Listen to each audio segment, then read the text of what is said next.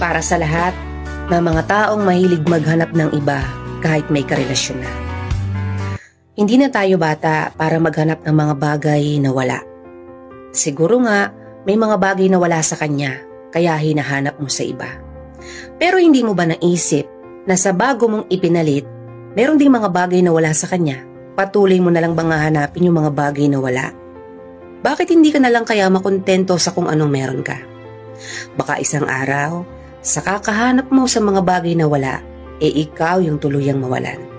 Tumandang mag-isa dahil nasasabik ka lang naman sa umpisa. Magaling ka lang sa umpisa. Sa umpisa kung saan nandun pa yung kilig. Wala pang problema at wala pang hindi pagkakaunawaan.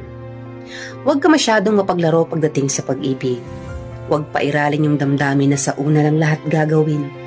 Matuto tayong pahalagahan ng mga taong tunay na nagpapahalaga at nagmamahal sa atin. Huwag kang pumasok sa isang relasyon kung hanggang simula lang ang alam mo.